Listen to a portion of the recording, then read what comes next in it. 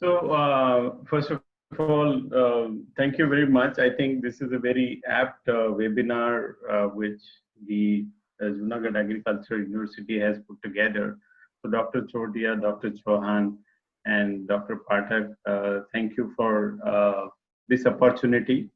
I would adapt some of my presentation in view of what has been already said by the earlier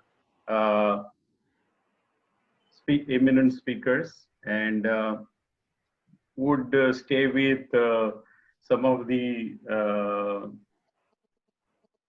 themes of this seminar.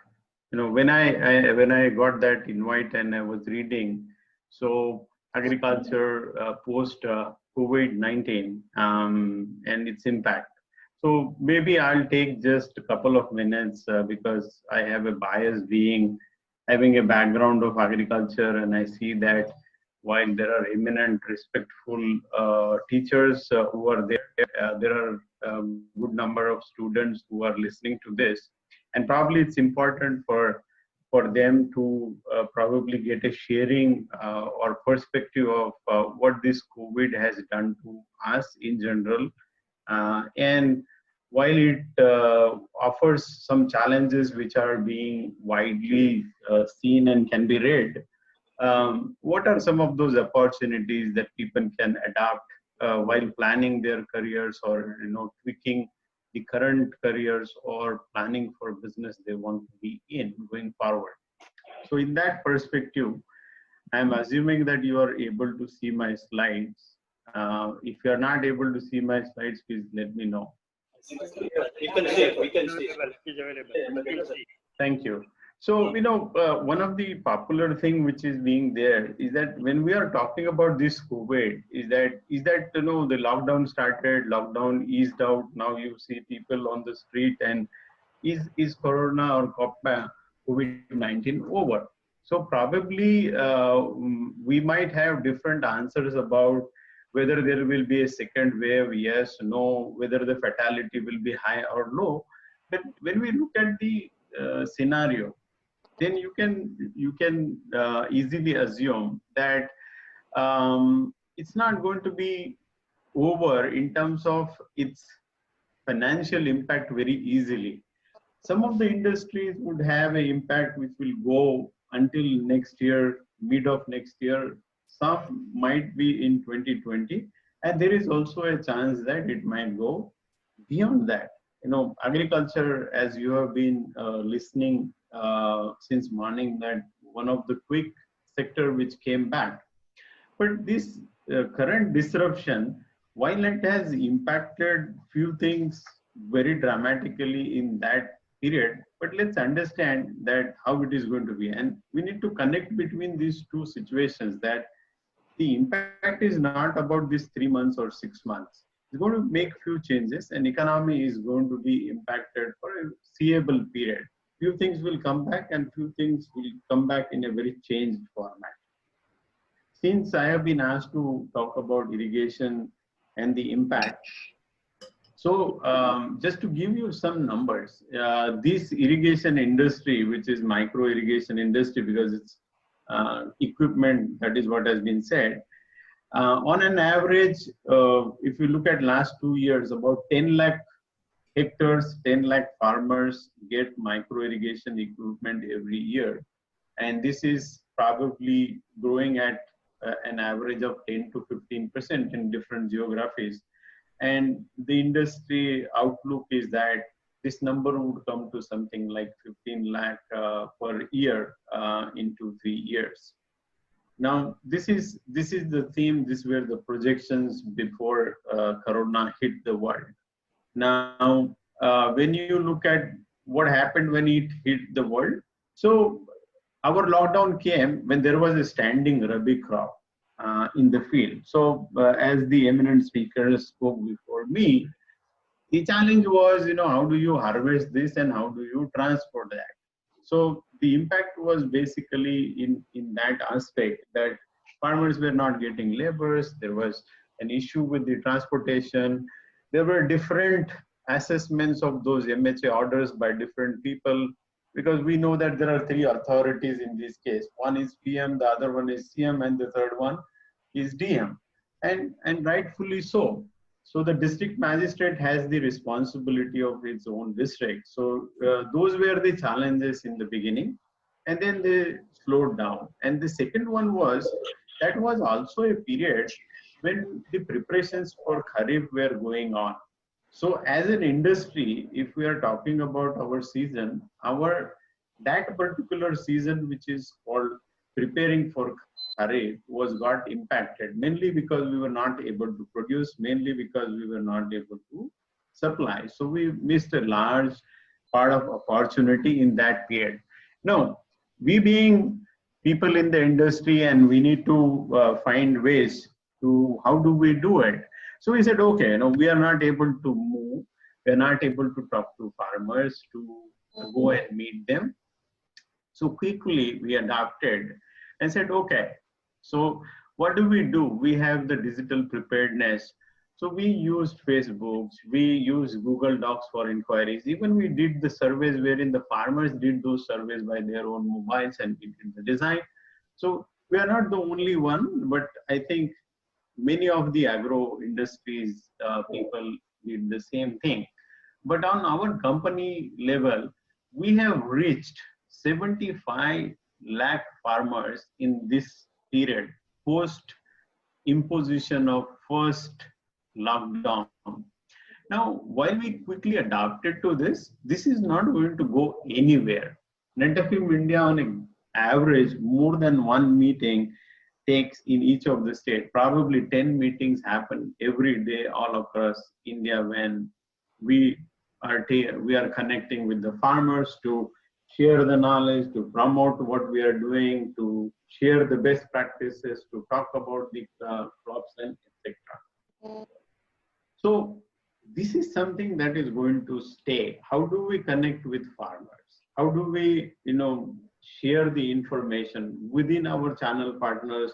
How do we train the employees? How do we train our channel partners? How do you want to train other stakeholders?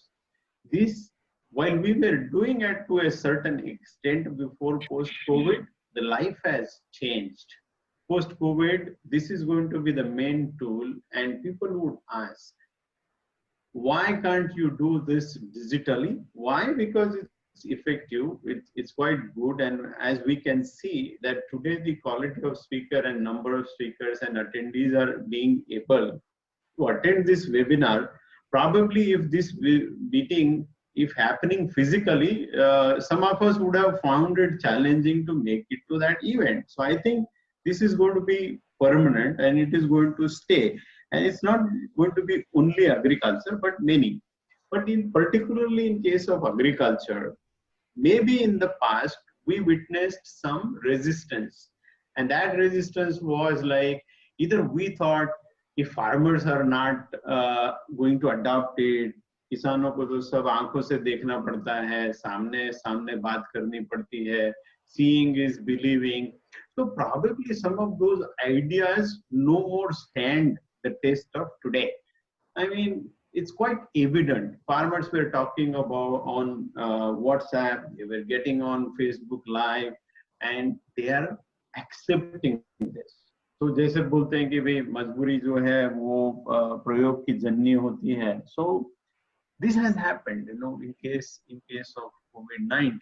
The COVID-19 compulsions forced us to accelerate some of the things, and this whole world of digital is something that has accelerated, and it has accelerated big time. So it will bring an impact to the people who give education, the one who receives the education, and those who are here and are students. They should put one more box in their prospect that this whole area of how they can bridge this gap between the industry, the institutes, and farmers, being by creating digital channels and tools and on different subjects. It's going to be very, very specific. So we see that this is going to be a big, big opportunity for people in coming years. And most of this development should happen probably in next 2 to 3 years. You will see that a big wave will come, standardization will take place. So this is one area my dear students can look at. Obviously, industries like us have been investing on this, and now we have just stepped the pedal and we will push more and more digital within the company and outside the company. What is the current status of the industry, or how this has worked on the industry in terms of numbers? So we heard about seed. So was the similar story of fertilizers or the pesticide industry? I mean, initial teething problems for them, and then they started recovering. Now, when it comes to irrigation industry, actually, in case of April and May, we lost something like 40% of, sorry, we came back only 40%. And in case of June, I can say that we are at 60 to 70% of our normal operations. And now, because our channel partners, farmers, everybody has learned, or at least feeling that we can co-live with Corona or COVID-19, there is a high acceptance and there is a larger and better movement of goods and people. So we see that it would get regularized. However, the momentum has slowed down because the demand has come down. The Rabi impact in terms of what price farmers can realize, how much they can sell, the wastage of perishable during that period, that probably is going to have a negative impact on the demand of irrigation equipment. So we see that it will take some time. Yes, it's going to be a year of degrowth for irrigation industry, which is 2020. We expect that, assuming Corona is not equally fatal like what it is now and is not impacting the same next year, probably the growth should regenerate from next year.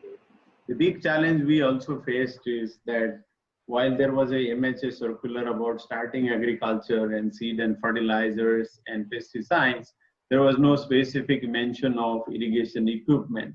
So I saw that some of the recommendations earlier eminent speakers made. I would request university to specifically write, if you agree, that irrigation equipment is something that is a must, without which the farmers won't be able to move ahead if they want to deploy irrigation system. What we see that as an industry, what is going to change? As I said briefly about the digital, this is going to stay here, and the adoption is going to be higher and more as we progress month by month. More and more people will accept it. So this is one thing that we see, and the adoption will go until the smaller villages, and I'm sure that it's going to go beyond WhatsApp. So that's what we feel people would be ready. As we see that those who are into fitness industry and want to be in the fitness industry, you will find that people subscribe to it, people pay for it. Same is going to happen in case of agriculture. If there is a quality, people would subscribe to it and even pay for it. And I think that's inevitable, whether we like it or not. And it's going to be very effective. What we see that the migrant labor issue, while those who went back, we pray that all is well with them. They may come back also, but there is a permanent impact on the psyche of those who employ, that this thing is not a permanent solution. And what we feel that the mechanization will be more in agriculture. So it's not only about irrigation, but many of the things where we will not eliminate the labor, but how do you minimize that labor so that there is a more dependency on the local labor. We heard Dr. Manish talking about it, that there is no skilled labor for seed industry. So while we see that some of the chief ministers like Mr. Yogi Adityanath talk about one district, one industry, one district, one crop, the emphasis is also going to be on the labors, that how do you create that skill force locally and give that environment to those people who are local more, so that the industry is sustainable. Uh, and now I'll come to something which is, probably in agriculture, you might hear, when you open newspaper or talk about this 20 lakh crores package, you might have contrasting views. But my humble submission on one thing, that because COVID happened, the reforms came. And these reforms, you know, if we go back into the history, experts and many people are talking about it for more than a decade. I know that I have still 5 minutes. I'll finish in my 20 minutes. This is the biggest thing which has happened. I mean, when we talk about opportunity, this reform has created the biggest opportunity for people who are involved in agriculture. This is going to have impact all across the different activities of agriculture. Whether it is production, whether it is protection, whether it is post harvest or marketing, what has happened is that the farmer who had no freedom to sell what he produces where he wants, there was a big challenge for people to come and invest into it. We will now see that where the organized agriculture will get accelerated 10 times than what it happened in last probably 20 years. So here, this will invite private players. This will invite a opportunity for contract farming. It will have the contact farming. There will be people who would be coming as industry fellows who would work with FPOs. There would be a great opportunity for FPOs to have sustainable organization. And that's where we see, I personally believe that in terms of Corona, this is the biggest benefit people directly, first farmers, but all associated with agriculture have got benefit of it, and big marks to the people who were behind making this happen. So I would summarize my sharing with this last slide. So Corona, basically when it came, it induced lockdown, and we had impact on our Kharif season. It took time.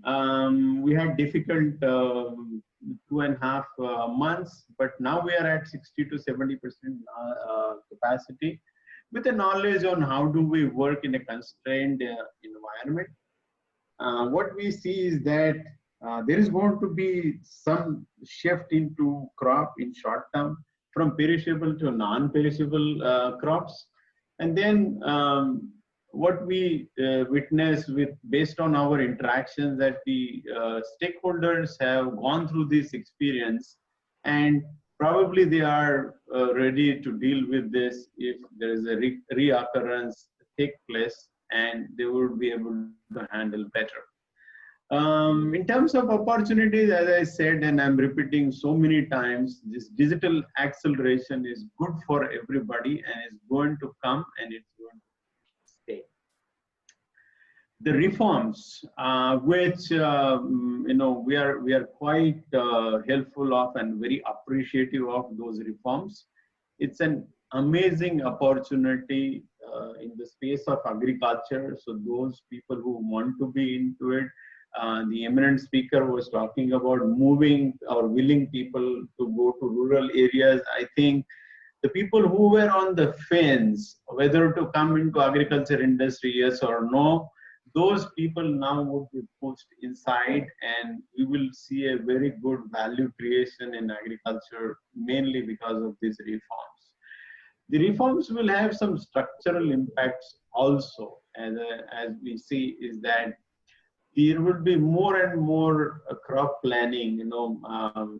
There are professors and experts much more knowledgeable than me. I passed out in 92, but probably there are professors here who are teaching for much more than that period.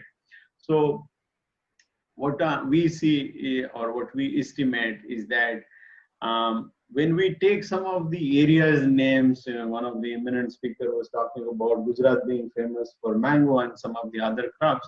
This is exactly what is the story. When it comes to grape, we talk about Nasik. When it comes to mango, we talk about Gujarat and also Maharashtra. So this is a combination of climate as well as the whole organized cropping which happens there, and we see that those are the things which will get accelerated because of these reforms. Mechanization is a must. I don't think the mechanization in India is to replace the labor, but it has to be a combination of labor and mechanization wherein the output is proportionate. We can't be competitive. So the engagement of or employment within agriculture and rural area, what it is today might remain, some movement might happen, but we have to see that this employment is not a basic labor in agriculture, but different value creation activities in agriculture.